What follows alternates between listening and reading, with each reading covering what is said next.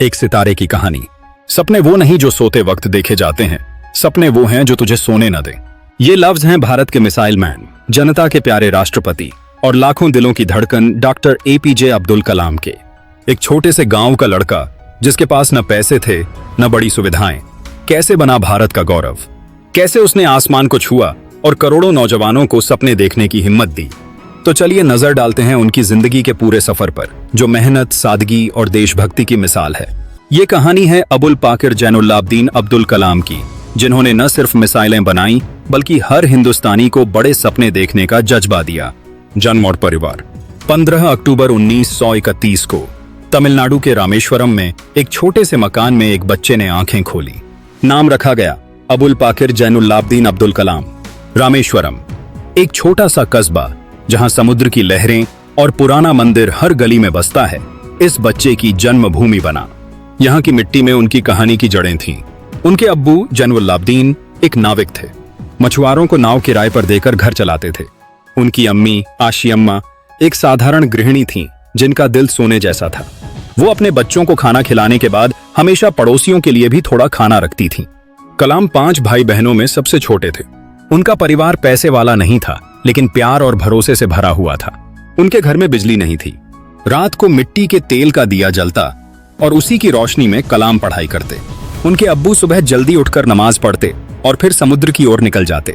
उनकी अम्मी बच्चों को मेहनत और ईमानदारी का सबक सिखाती थीं। ये घर सिर्फ मकान नहीं था, बल्कि एक ऐसा स्कूल था जहां कलाम ने जिंदगी के सबसे बड़े पाठ सीखे: सच्चाई, धैर्य और दूसरों की मदद करना। रामेश्वरम का समुद्र तट उनके लिए एक खुली किताब था। वो घंटों समुद्र की लहरों को देखते और सोचते कि ये लहरें कहां से आती हैं। समुद्र की गहराई और उसकी विशालता ने उनके मन में बड़े सपने जगाए। उनके अब्बू कहते, बेटा, जिंदगी भी समुद्र जैसी है, हिम्मत रख तो हर लहर तुझे नई मंजिल दिखाएगी। ये बात उनके दिल में बस गई। बचपन, सादगी और जिज्ञासा का दौर। कलाम का बचपन सादगी और मेहनत से भरा था। उनके घर में पैसों की तंगी थी। कई बार रोटी के लिए भी सोचना पड़ता था, लेकिन इन मुश्किलों ने उन्हें कभी कमजोर नहीं किया। उनकी अम्मी कहती थीं, बेटा, गरीबी कोई अभिशाप नहीं, मेहनत कर तो दुनिया तुझसे मिलने आएगी। ये बात उनके दिल में उतर गई। छोटी सी उम्र में ही कलाम ने घर की मदद शुरू कर दी। सुबह जल्दी उठकर जब दुनिया सो रही होती थी, वो साइकिल पर अखबार बांटने निकल पड़ते। ठंडी हवा में साइकिल चलाते हुए वो अपने सपनों के बारे में सोचते। अखबार बांटने के बाद वो स्कूल जाते और पूरी मेहनत से पढ़ाई करते। इस मेहनत ने उन्हें समय की कीमत और अनुशासन सिखाया। उनकी जिज्ञासा उनकी सबसे बड़ी ताकत थी। वो हर चीज के बारे में सवाल पूछते। समुद्र की लहरें क्यों उठती हैं? पक्षी आसमान में कैसे उड़ते हैं? सितारे रात को क्यों चमकते हैं? उनके अब्बू हंसकर कहते, बेटा, हर सवाल का जवाब प्रकृति में छिपा है, तुझे बस उसे ढूंढना है। इन सवालों ने उनके मन में विज्ञान का बीज बोया। उनके अब्बू के 2 दोस्त थे, एक हिंदू पुजारी और एक ईसाई पादरी। तीनों अलग अलग धर्मों के थे, लेकिन आपस में गहरी दोस्ती थी। वो अक्सर उनके घर आते और जिंदगी की बातें करते। कलाम चुपके से उनकी बातें सुनते और एकता का सबक सीखते। इन मुलाकातों ने उनके मन में धर्मनिरपेक्षता और भाईचारे की भावना भरी। यही वो दौर था जब उनके दिल में हर इंसान के लिए सम्मान जगा। प्रारंभिक शिक्षा, पढ़ाई की पहली सीढ़ी। कलाम की पढ़ाई रामेश्वरम के एक छोटे से स्कूल में शुरू हुई। स्कूल में ज्यादा सुविधाएं नहीं थीं, लेकिन टीचरों का दिल बहुत बड़ा था। कलाम पढ़ाई में औसत थे, लेकिन उनकी मेहनत और सवाल पूछने की आदत ने उन्हें सबसे अलग बनाया। उनके टीचर शिव सुब्रमण्य अय्यर ने उनके मन में विज्ञान का जुनून जगाया। एक दिन क्लास में पक्षियों के उड़ने की बात हो रही थी। जब बच्चों को समझ नहीं आया तो टीचर ने सबको समुद्र तट पर ले जाकर पक्षियों की उड़ान दिखाई। लहरों के बीच उड़ते पक्षियों को देखकर कलाम का मन खिल उठा। उनके मन में सवाल उठा, अगर पक्षी उड़ सकते हैं तो इंसान क्यों नहीं? यही वो पल था जब उनके दिल में हवाई जहाज और उड़ान का सपना जगा। इस घटना ने उनकी जिंदगी बदल दी। वो अब हर दिन आसमान को देखते और सोचते कि एक दिन वो कुछ ऐसा बनाएंगे जो आसमान को छू ले। उनके टीचर ने उनकी जिज्ञासा देखकर कहा, कलाम, तुझ में कुछ खास है, मेहनत कर तो दुनिया तुझे सलाम करेगी। ये शब्द उनके लिए सबसे बड़ा हौसला बने। स्कूल में उनकी मेहनत रंग लाई। वो अपने दोस्तों के बीच एक मेहनती और जिज्ञासु बच्चे के तौर पर मशहूर हो गए। उनके टीचरों ने उनकी काबिलियत को पहचाना और उन्हें और आगे बढ़ने की सलाह दी। रामेश्वरम की तंग गलियों में साइकिल चलाते हुए कलाम ने बड़े बड़े सपने देखे जो एक दिन हकीकत बनने वाले थे। माध्यमिक शिक्षा। मेहनत का पहला फल प्राइमरी स्कूल के बाद कलाम ने श्वार्ट्ज हायर सेकेंडरी स्कूल में दाखिला लिया। ये स्कूल रामेश्वरम से थोड़ा दूर था, रोज लंबा रास्ता तय करना पड़ता था, लेकिन उनकी पढ़ाई की लगन ने उन्हें कभी थकने नहीं दिया। यहाँ उनके टीचरों ने उनकी प्रतिभा को और निखारा। इस स्कूल में उनके गणित और साइंस के टीचरों ने उन्हें खास तवज्जो दी। कलाम को गणित बहुत पसंद था। वो घंटों गणित के सवाल हल करते और नई नई चीजें सीखते। उनके टीचर कहते, कलाम, तेरे सवाल पूछने का तरीका कुछ खास है, यही तुझे एक दिन बड़ा साइंटिस्ट बनाएगा। इन शब्दों ने उनके हौसले को और बढ़ाया। रामेश्वरम का मंदिर और समुद्र तट अब भी उनके लिए हौसले का जरिया थे। वो अक्सर मंदिर के पास बैठकर अपने भविष्य के बारे में सोचते। उनकी अम्मी कहती थीं, बेटा, पढ़ाई में मन लगाओ, कोई भी मंजिल तुझसे दूर नहीं। उनकी अम्मी की बातें उनके लिए सबसे बड़ा सहारा थीं। माध्यमिक स्कूल में कलाम ने अच्छे नंबर लाए। उनकी मेहनत ने उनके टीचरों और परिवार का सिर गर्व से ऊंचा किया। अब वो तैयार थे एक नई मंजिल की ओर बढ़ने के लिए, जो उन्हें आसमान के करीब ले जाएगी। उच्च शिक्षा, सपनों को पंख मिले। माध्यमिक स्कूल के बाद कलाम ने तिरुचिरापल्ली के सेंट जोसेफ्स कॉलेज में दाखिला लिया। यहां से उन्होंने 1954 में फिजिक्स में ग्रेजुएशन किया। फिजिक्स की पढ़ाई ने उनके मन में साइंस के प्रति और प्यार जगाया, लेकिन उनका असली सपना था आसमान को छूना। वो फाइटर पायलट बनना चाहते थे और देश की सेवा करना चाहते थे। इस सपने को पूरा करने के लिए उन्होंने Madras institute of technology MIT में एरोनॉटिकल इंजीनियरिंग में दाखिला लिया। लेकिन यह रास्ता आसान नहीं था। उनके परिवार के पास फीस भरने के लिए पैसे नहीं थे। इस मुश्किल वक्त में उनकी बड़ी बहन जोहरान ने अपने गहने बेचकर उनकी पढ़ाई का खर्च उठाया। ये बलिदान कलाम के लिए जिंदगी भर प्रेरणा बना रहा। MIT में कलाम ने दिन रात मेहनत की। वो अपने प्रोफेसरों से सवाल पूछते और नई नई चीजें सीखते। उनकी मेहनत और काबिलियत ने प्रोफेसरों का ध्यान खींचा।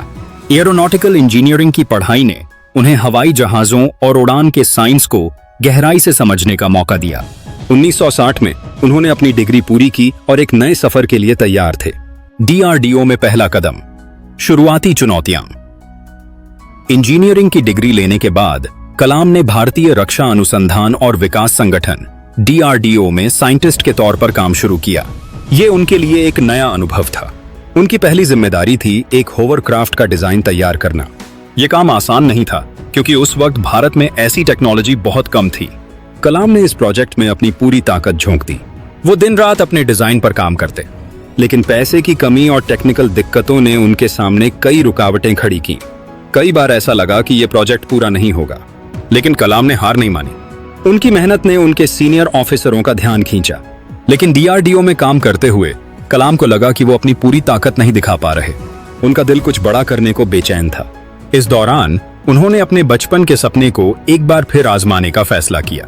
उन्होंने इंडियन एयरफोर्स में फाइटर पायलट बनने के लिए अप्लाई किया। वो सिलेक्शन में बहुत करीब पहुंच गए, लेकिन आखिरी राउंड में सिर्फ 8 सीटें थीं और वो 9वें नंबर पर रहे। ये उनके लिए बड़ा सदमा था। फाइटर पायलट बनने का सपना टूट गया, लेकिन कलाम ने इस नाकामी को अपने रास्ते की रुकावट नहीं बनने दिया। उन्होंने सोचा, अगर मैं आसमान में नहीं उड़ सकता तो मैं कुछ ऐसा बनाऊंगा जो आसमान को छू ले। इस सोच ने उनकी जिंदगी की दिशा बदल दी। ISRO में योगदान। अंतरिक्ष की उड़ान 1962 में कलाम ने भारतीय अंतरिक्ष अनुसंधान संगठन ISRO में काम शुरू किया। यह उनके करियर का सबसे बड़ा टर्निंग पॉइंट था। इसरो उस वक्त अपने शुरुआती दौर में था। भारत के पास स्पेस टेक्नोलॉजी में न अनुभव था न पैसे, लेकिन कलाम के लिए यह एक सुनहरा मौका था। ISRO में कलाम को भारत के पहले स्वदेशी सैटेलाइट लॉन्च व्हीकल SLV-3 को बनाने की जिम्मेदारी मिली।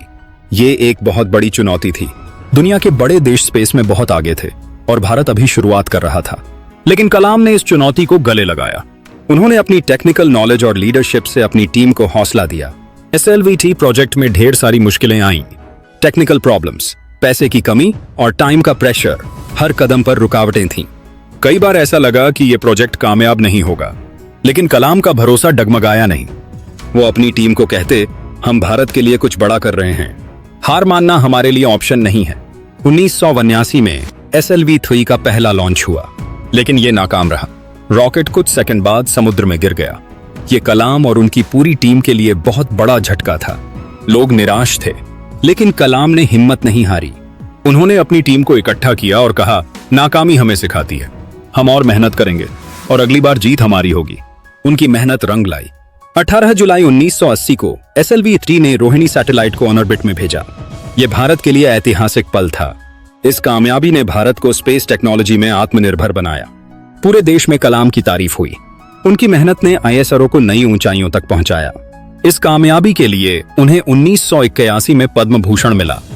डीआरडीओ में वापसी। मिसाइल मैन का जन्म इसरो में अपनी कामयाबी के बाद कलाम 1983 में डीआरडीओ में वापस आए। इस बार उन्हें एक बहुत बड़ी जिम्मेदारी मिली, एकीकृत निर्देशित मिसाइल विकास कार्यक्रम IGMDP। इस प्रोग्राम का मकसद था भारत को अपनी मिसाइल टेक्नोलॉजी में आत्मनिर्भर बनाना। यह ऐसा काम था जो भारत की ताकत को दुनिया के सामने लाने वाला था। कलाम ने इस प्रोजेक्ट को पूरा जोश के साथ शुरू किया। उनके लीडरशिप में भारत ने अग्नि, पृथ्वी, आकाश, त्रिशूल और नाग जैसी मिसाइलें बनाई। इन मिसाइलों ने भारत की डिफेंस पावर को कई गुना बढ़ा दिया। खास तौर पर अग्नि मिसाइल की कामयाबी ने भारत को दुनिया में नई पहचान दी। अग्नि मिसाइल का पहला टेस्ट 1989 में हुआ। ये एक लॉन्ग रेंज बैलिस्टिक मिसाइल थी जो भारत की डिफेंस सिस्टम में नया आयाम जोड़ती थी। जब अग्नि मिसाइल ने आसमान को चीरते हुए अपने टारगेट को हिट किया तो पूरे देश में खुशी की लहर दौड़ गई। इस कामयाबी ने न सिर्फ भारत के साइंटिस्ट्स का हौसला बढ़ाया बल्कि दुनिया को भारत की ताकत का एहसास कराया। इस कामयाबी ने कलाम को मिसाइल मैन का खिताब दिलाया। उनकी टेक्निकल नॉलेज, लीडरशिप और टीम वर्क ने भारत को मिसाइल टेक्नोलॉजी में आत्मनिर्भर बनाया। वो अपनी टीम के साथ कंधे से कंधा मिलाकर काम करते। वो कहते, हमारा मकसद सिर्फ मिसाइल बनाना नहीं बल्कि भारत को सुरक्षित और ताकतवर बनाना है। IGMDP में ढेर सारी चुनौतियां थीं। टेक्निकल प्रॉब्लम्स, पैसे की कमी और टाइम का प्रेशर, हर कदम पर मुश्किलें थीं। लेकिन कलाम की जिद और पॉजिटिव सोच ने इन सबको पार किया। उनकी मेहनत ने भारत को डिफेंस के मैदान में नई पहचान दी। राष्ट्रपति बनने का सफर। जनता का प्यार 2002 में डॉक्टर APJ अब्दुल कलाम भारत के 11वें राष्ट्रपति बने। ये उनके लिए सबसे गौरव का पल था। एक छोटे से गांव से निकलकर देश के सबसे बड़े पद तक पहुंचना ये कोई छोटी बात नहीं थी। उनकी सादगी, ईमानदारी और देशभक्ति ने उन्हें जनता का सबसे प्यारा नेता बनाया। राष्ट्रपति भवन में रहते हुए कलाम ने इसे जनता का भवन बना दिया। वो आम लोगों से मिलते, उनकी बातें सुनते। उनकी सादगी ऐसी थी कि लोग उन्हें अपने बीच का इंसान मानते। वो बच्चों और नौजवानों के बीच सबसे ज्यादा पॉपुलर थे। वो स्कूलों और कॉलेजों में जाते और बच्चों से बात करते। कलाम का मानना था कि नौजवान ही देश का फ्यूचर हैं। उन्होंने विजन 2020 नाम का एक प्लान बनाया जिसका मकसद था 2020 तक भारत को डेवलप्ड नेशन बनाना। इस प्लान में पढ़ाई, हेल्थ, टेक्नोलॉजी और एनवायरनमेंट पर खास ध्यान था। वो बच्चों को कहते, बड़े सपने देखो और उन्हें पूरा करने के लिए जी जान लगा दो। राष्ट्रपति के तौर पर कलाम ने कई बड़े फैसले लिए। उन्होंने देश की एकता और ताकत को और मजबूत किया। उनकी सादगी और पहुंच ऐसी थी कि आम आदमी भी उनसे आसानी से मिल सकता था। वो बच्चों को मेरे प्यारे दोस्त कहकर बुलाते और उन्हें साइंस, पढ़ाई और मेहनत का मतलब समझाते। उनके दौर में राष्ट्रपति भवन एक ऐसी जगह बन गया जहां हर हिंदुस्तानी का स्वागत था। लेखन और शिक्षण। नौजवानों को रास्ता दिखाया। राष्ट्रपति का पद छोड़ने के बाद कलाम ने टीचिंग और राइटिंग को अपना मिशन बनाया। वो कई यूनिवर्सिटीज में गेस्ट प्रोफेसर बने और अपनी किताबों से लाखों लोगों को प्रेरणा दी। उनकी ऑटोबायोग्राफी विंग्स ऑफ फायर एक ऐसी किताब है जो हर नौजवान को अपने सपनों को हकीकत बनाने का हौसला देती है। इसके अलावा इग्नाइटेड माइंड्स, माई जर्नी और विजन 2020 जैसी किताबों ने नौजवानों को सपने देखने और उन्हें पूरा करने की ताकत दी। उनकी राइटिंग इतनी आसान थी कि हर उम्र का इंसान उससे जुड़ सकता था। वो अपनी किताबों में लिखते, जिंदगी में मेहनत और भरोसे से कुछ भी नामुमकिन नहीं। कलाम का मानना था कि पढ़ाई ही देश को बड़ा बनाएगी। वो अक्सर कहते, सपने वो नहीं जो सोते वक्त देखे जाते हैं बल्कि वो हैं जो तुझे सोने न दें। उनकी ये बात आज भी करोड़ों लोगों को प्रेरणा देती है। वो चाहते थे कि हर बच्चा पढ़े लिखे और अपने देश के लिए कुछ करे। उन्होंने देश विदेश के स्कूलों और कॉलेजों में जाकर बच्चों से बात की। वो बच्चों को अपने दोस्त की तरह ट्रीट करते। उनकी बातें इतनी आसान और दिल को छूने वाली होती थीं कि बच्चे घंटों उन्हें सुनते। वो कहते, तुम्हारे पास दो सबसे बड़ी ताकतें हैं, सपने और मेहनत। इनका सही इस्तेमाल करो तो दुनिया तुम्हारे कदमों में होगी। उनकी ये बातें बच्चों के मन में गहरी छाप छोड़ती थीं। कलाम ने कई यूनिवर्सिटीज में लेक्चर दिए। वो स्टूडेंट्स को साइंस, टेक्नोलॉजी और इनोवेशन की ताकत समझाते। वो कहते, भारत को 2020 तक डेवलप्ड नेशन बनाना है, ये तुम्हारा मिशन है। उनकी बातों ने लाखों स्टूडेंट्स को अपने करियर और जिंदगी में कुछ बड़ा करने का हौसला दिया। उनकी किताबों ने न सिर्फ भारत में बल्कि दुनिया भर में धूम मचाई।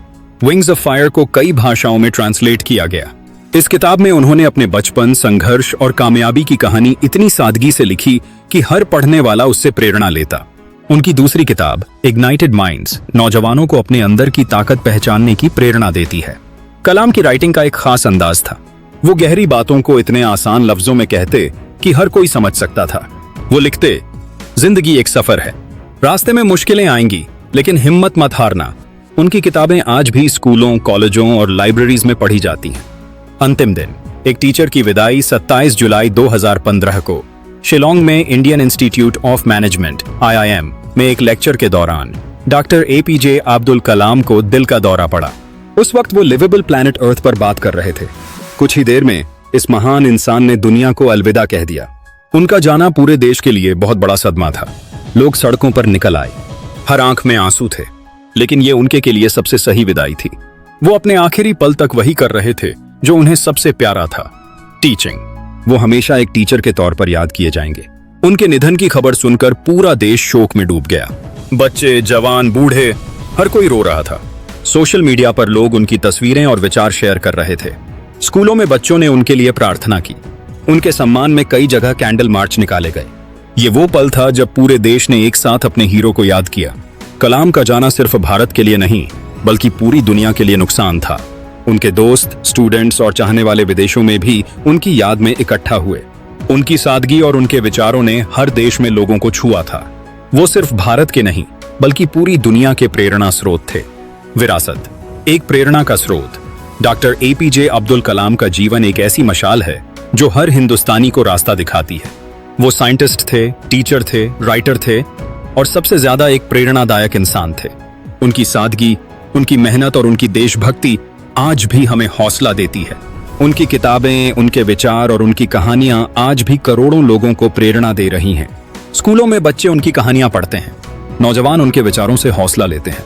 वो हमें सिखाते हैं कि कोई भी सपना नामुमकिन नहीं, अगर तेरे पास मेहनत और भरोसा हो। कलाम ने अपने जीवन में कई अवार्ड जीते। 1981 में उन्हें पद्म भूषण, 1990 में पद्म विभूषण और 1997 में भारत रत्न मिला। ये भारत के सबसे बड़े सम्मान हैं, लेकिन उनके लिए सबसे बड़ा अवार्ड था जनता का प्यार। लोग उन्हें अपने दिल में बसाए रखते थे। उनके विजन 2020 का सपना आज भी जिंदा है। वो चाहते थे कि भारत एक ताकतवर और डेवलप्ड देश बने। उनकी इस सोच ने कई नौजवानों को अपने करियर में कुछ बड़ा करने की प्रेरणा दी। आज भारत की स्पेस और डिफेंस टेक्नोलॉजी में जो कामयाबी है, उसकी नींव में कलाम का योगदान है। उनके विचार आज भी स्कूलों और कॉलेजों में पढ़ाए जाते हैं। उनकी किताबें हर लाइब्रेरी में मिलती हैं। उनकी कहानियां बच्चों को मेहनत और हौसले का सबक देती हैं। वो कहते थे, जिंदगी में मुश्किलें आएंगी, लेकिन तुम्हें अपने लक्ष्य से हटना नहीं है। ये बात हर उस इंसान के लिए है जो अपने सपनों को पूरा करना चाहता है। कलाम की सादगी उनकी सबसे बड़ी ताकत थी। राष्ट्रपति बनने के बाद भी वो साधारण जिंदगी जीते थे। वो बच्चों के साथ वक्त बिताना पसंद करते थे। उनकी हंसी और उनकी बातें हर किसी को अपना बना लेती थीं। वो कहते थे, सादगी में ही असली ताकत है। उनके निधन के बाद कई स्कूलों, कॉलेजों और इंस्टीट्यूट्स का नाम उनके नाम पर रखा गया। उनके सम्मान में कई अवार्ड शुरू किए गए। हर साल 15 अक्टूबर को उनके जन्मदिन पर लोग उन्हें याद करते हैं। स्कूलों में बच्चे उनकी कहानियां सुनाते हैं। ये उनकी विरासत का हिस्सा है। कलाम आज हमारे बीच नहीं है, लेकिन उनकी शिक्षाएं, उनके सपने और उनकी विरासत हमेशा जिंदा रहेगी। वो हमें सिखाते हैं कि मेहनत और हौसले से कोई भी मंजिल दूर नहीं। आओ चलो हम सब मिलकर उनके सपनों को हकीकत बनाएं। उनके विजन 2020 को पूरा करें, क्योंकि जैसा वो कहते थे, सपने वो हैं जो तुझे सोने न दे। बचपन की छोटी छोटी कहानियां। कलाम का बचपन सिर्फ मेहनत और पढ़ाई तक सीमित नहीं था। उनके पास कई छोटी छोटी कहानियां थीं जो उनकी सादगी और जिज्ञासा को दिखाती हैं। एक बार जब वो छोटे थे तो समुद्र तट पर एक घायल पक्षी को देखा। उन्होंने उसे घर लाकर उसकी देखभाल की। कई दिन तक वो उस पक्षी को खाना खिलाते और उसका ख्याल रखते। जब वो पक्षी ठीक होकर उड़ गया तो उनकी खुशी का ठिकाना नहीं रहा। इस घटना ने उन्हें प्रकृति और जीवों के प्रति प्यार सिखाया। उनके अब्बू अक्सर उन्हें कहानियां सुनाते। एक कहानी थी एक मछुआरे की जो तूफान में फंस गया था, लेकिन उसने हिम्मत नहीं हारी और अपनी नाव को किनारे तक ले आया। इस कहानी ने कलाम को सिखाया कि मुश्किल वक्त में भी हौसला रखना जरूरी है। उनके परिवार में प्यार और एकता थी। उनके बड़े भाई बहन उन्हें बहुत प्यार करते थे। उनकी बहन जोहरान उनके लिए माँ की तरह थी। वो अक्सर उन्हें अपनी गोद में बिठाकर कहानियां सुनाती थीं। इन कहानियों ने उनके मन में नैतिकता और अच्छाई के बीज बोए। कलाम को बचपन में किताबें पढ़ने का बहुत शौक था। उनके पास ज्यादा किताबें तो नहीं थीं, लेकिन वो अपने स्कूल की लाइब्रेरी से किताबें लाकर पढ़ते। वो साइंस और हिस्ट्री की किताबें पढ़ना पसंद करते। इन किताबों ने उनके मन में दुनिया को समझने की चाहत जगाई। इसरो और DRDO में टेक्निकल योगदान। इसी में कलाम ने SLV रेडी के अलावा कई और प्रोजेक्ट्स में काम किया। उन्होंने रॉकेट टेक्नोलॉजी को समझने और उसे बेहतर करने में अहम रोल निभाया। उनकी तकनीकी समझ इतनी गहरी थी कि वो जटिल समस्याओं को आसान तरीके से हल कर लेते। उनकी टीम उन्हें प्रॉब्लम सॉल्वर कहती थी। SLV-3 की कामयाबी के बाद उन्होंने भारत के स्पेस प्रोग्राम को और मजबूत करने में मदद की। उनके काम ने भारत को सैटेलाइट लॉन्च करने में आत्मनिर्भर बनाया। आज भारत जो चंद्रयान और मंगलयान जैसे मिशन कर रहा है, उसकी नींव में कलाम का योगदान है। DRDO में IGMDP उनका सबसे बड़ा प्रोजेक्ट था। अग्नि मिसाइल के अलावा पृथ्वी और आकाश मिसाइलों ने भारत की डिफेंस को और ताकत दी। अग्नि मिसाइल को बनाने में कई टेक्निकल चैलेंज थे। रॉकेट का इंजन, उसका गाइडेंस सिस्टम और मटेरियल, हर चीज में नई टेक्नोलॉजी चाहिए थी। कलाम ने अपनी टीम के साथ मिलकर इन सारी समस्याओं को हल किया। उनका लीडरशिप स्टाइल बहुत खास था। वो अपनी टीम को सिर्फ ऑर्डर नहीं देते थे, बल्कि उनके साथ मिलकर काम करते। वो कहते, हम सब एक परिवार हैं, हमारा मकसद एक है, भारत को ताकतवर बनाना। उनकी ये बातें उनकी टीम को हमेशा जोश देती थीं। राष्ट्रपति के तौर पर जिंदगी। राष्ट्रपति बनने के बाद कलाम की जिंदगी बदल गई, लेकिन उनकी सादगी वही रही। वो राष्ट्रपति भवन में साधारण कपड़े पहनते और अपने स्टाफ के साथ दोस्तों की तरह बात करते। वो अपने खाने में सादा खाना पसंद करते, दाल चावल और सब्जी। उनका दिन सुबह जल्दी शुरू होता। वो रोज सुबह किताबें पढ़ते और अपने विचार लिखते। वो बच्चों और स्टूडेंट्स से मिलने के लिए हमेशा वक्त निकालते। उनके ऑफिस में बच्चों की चिट्ठियां आती थीं, जिनका वो खुद जवाब देते। वो कहते, बच्चों की चिट्ठियां मेरे लिए सबसे कीमती हैं। राष्ट्रपति के तौर पर उन्होंने कई अहम फैसले लिए। उन्होंने टेक्नोलॉजी और एजुकेशन को बढ़ावा देने के लिए कई प्रोग्राम शुरू किए। वो चाहते थे कि भारत का हर बच्चा अच्छी पढ़ाई पाए। उन्होंने कई स्कूलों और कॉलेजों में जाकर बच्चों को प्रेरणा दी। उनका सबसे बड़ा योगदान था विजन 2020। इस प्लान में उन्होंने भारत को 2020 तक डेवलप्ड नेशन बनाने का रोड मैप बनाया। वो कहते, भारत के पास सब कुछ है, टैलेंट, संसाधन और मेहनत, बस हमें इसे सही दिशा में लगाना है। उनकी इस सोच ने पूरे देश को एक नया विजन दिया। किताबों का प्रभाव। कलाम की किताबें उनकी सबसे बड़ी विरासत हैं। विंग्स ऑफ फायर में उन्होंने अपनी जिंदगी की पूरी कहानी लिखी। इस किताब ने लाखों लोगों को प्रेरणा दी। इसमें उन्होंने अपने बचपन, संघर्ष और कामयाबी की बातें इतनी सादगी से लिखी। पढ़ाई, मेहनत और देशभक्ति की मिसाल है। इग्नाइटेड माइंड्स में उन्होंने नौजवानों को अपने अंदर की ताकत पहचानने की प्रेरणा दी। वो लिखते हैं, भारत के नौजवान दुनिया बदल सकते हैं, बस उन्हें अपने सपनों पर भरोसा करना होगा। इस किताब ने स्टूडेंट्स को अपने करियर में कुछ बड़ा करने का हौसला दिया। माई जर्नी में उन्होंने अपनी जिंदगी के छोटे छोटे किस्से लिखे, जैसे कैसे उनकी बहन ने उनके लिए अपने गहने बेचे, या कैसे वो समुद्र तट पर पक्षियों को देखकर प्रेरणा लेते थे। ये किताब उनकी सादगी और इंसानियत को दिखाती है। विजन 2022 में उन्होंने भारत के भविष्य का रोड मैप बनाया। वो लिखते हैं, भारत को टेक्नोलॉजी, एजुकेशन और हेल्थ में नंबर 1 बनाना है। उनकी ये किताब आज भी पॉलिसी मेकर्स और स्टूडेंट्स के लिए गाइड है। उनकी किताबों का असर सिर्फ भारत तक सीमित नहीं है, वो दुनिया भर में पढ़ी जाती हैं। उनकी राइटिंग इतनी आसान और दिल को छूने वाली है कि हर कोई उससे जुड़ सकता है। उनकी किताबें स्कूलों और कॉलेजों में कोर्स का हिस्सा हैं। स्टूडेंट्स के साथ बातचीत। कलाम को बच्चों और स्टूडेंट्स से बात करना बहुत पसंद था। वो स्कूलों और कॉलेजों में जाकर लेक्चर देते। उनकी बातें इतनी आसान और प्रेरणादायक होती थीं कि बच्चे घंटों उन्हें सुनते। वो कहते, तुम्हारे पास 2 सबसे बड़ी ताकतें हैं, सपने और मेहनत। इनका सही इस्तेमाल करो। वो बच्चों को साइंस और टेक्नोलॉजी की ताकत समझाते। वो कहते, साइंस सिर्फ किताबों में नहीं, जिंदगी में है। इसे समझो और इसका इस्तेमाल करो। उनकी बातें बच्चों के मन में साइंस के प्रति प्यार जगाती थीं। वो स्टूडेंट्स को अपने दोस्त की तरह ट्रीट करते। वो बच्चों के सवालों का जवाब इतनी सादगी से देते कि बच्चे उनसे डरते नहीं थे। वो कहते, सवाल पूछना सबसे बड़ी ताकत है। जितने ज्यादा सवाल पूछोगे, उतना ज्यादा सीखोगे। उनके लेक्चर में बच्चे उनकी जिंदगी की कहानियां सुनते। वो बताते कि कैसे उन्होंने गरीबी और मुश्किलों को पार किया। उनकी कहानियां बच्चों को हौसला देती थीं। वो कहते, मुश्किलें तुम्हें मजबूत बनाती हैं, उनसे डरना मत। उनकी विरासत और वैश्विक प्रभाव। कलाम की मृत्यु के बाद उनकी विरासत और मजबूत हुई। उनके नाम पर कई स्कूल, कॉलेज और इंस्टीट्यूट्स बने। उनके सम्मान में कई अवार्ड शुरू किए गए। हर साल 15 अक्टूबर को उनके जन्मदिन पर लोग उन्हें याद करते हैं। स्कूलों में बच्चे उनकी कहानियां सुनाते हैं। उनके विचार आज भी दुनिया भर में प्रेरणा देते हैं। उनकी किताबें और लेक्चर विदेशों में भी पढ़े और सुने जाते हैं। वो सिर्फ भारत के नहीं, बल्कि पूरी दुनिया के लिए प्रेरणा स्रोत थे। उनकी सादगी और उनके विचारों ने हर देश में लोगों को छुआ। उनके विजन 2020 का सपना आज भी जिंदा है। भारत की स्पेस और डिफेंस टेक्नोलॉजी में जो कामयाबी है, उसकी नींव में कलाम का योगदान है। चंद्रयान, मंगलयान और अग्नि मिसाइल जैसे प्रोजेक्ट्स उनकी सोच का नतीजा हैं। कलाम की सबसे बड़ी विरासत है उनका प्यार और सादगी। वो चाहे साइंटिस्ट थे, चाहे राष्ट्रपति, लेकिन उनके दिल में हमेशा एक टीचर बसता था। वो कहते थे, मैं जिंदगी भर एक टीचर रहना चाहता हूँ। उनकी ये बात उनकी जिंदगी का सार थी। आज भी जब कोई बच्चा उनकी कहानी पढ़ता है या कोई नौजवान उनकी किताब खोलता है तो उसे हौसला मिलता है। वो हमें सिखाते हैं कि मेहनत, हौसला और सादगी से कोई भी मंजिल दूर नहीं। उनकी जिंदगी एक ऐसी किताब है जो हर पन्ने पर प्रेरणा देती है। डॉक्टर एपीजे अब्दुल कलाम की कहानी एक साधारण लड़के की असाधारण यात्रा है। रामेश्वरम की तंग गलियों से लेकर राष्ट्रपति भवन तक उनका सफर मेहनत और सपनों की जीत है। वो न सिर्फ भारत के मिसाइल मैन थे, बल्कि करोड़ों दिलों के हीरो भी थे। तो दोस्तों, अगर ये वीडियो आपको अच्छी लगी हो तो प्लीज मेरे चैनल को सब्सक्राइब करें और दोस्तों के साथ शेयर करें। मिलते हैं अगली वीडियो में किसी बेहतरीन टॉपिक्स के साथ। तब तक के लिए अल्लाह हाफिज।